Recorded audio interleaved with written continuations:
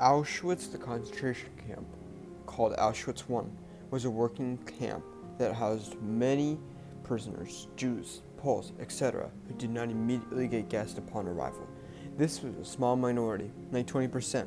Starting around 1941, the Nazis started systematically bringing the Jews and the other prisoners to Auschwitz I. But before that, the 2 years, the only prisoners at the camp were Russians and Poles.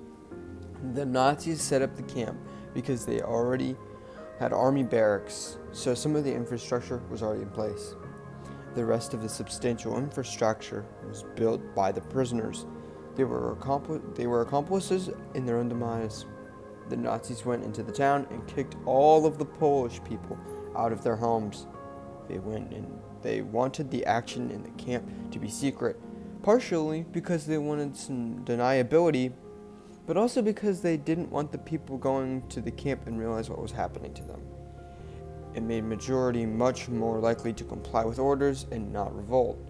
It was pointed out that majority of the Jews that died at Auschwitz were there for less than 3.5 hours.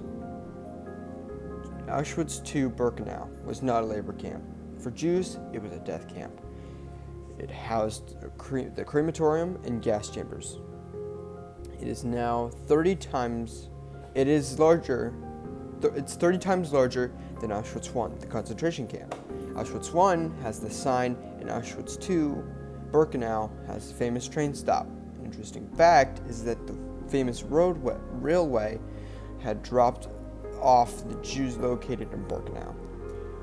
This was not completed until 1944, the liberation of 1945, January 27th, by the Russians.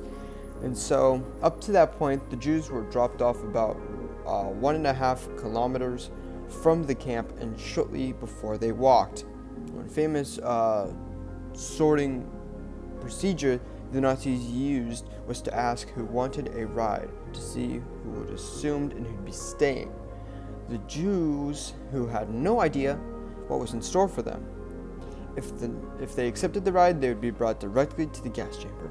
The reason we know this is because it happened to a 14-year-old French girl who chose to walk, and her friend sadly chose to ride. The girl survived, and 2 years ago, she died at 96. A very famous barrack was number 11, which contained the makeshift court for the trials of some prisoners, not Jews, and the place to torture them. One horrible bit of torture was tying a prisoner's hands behind their back and hanging them from the hands of a pole.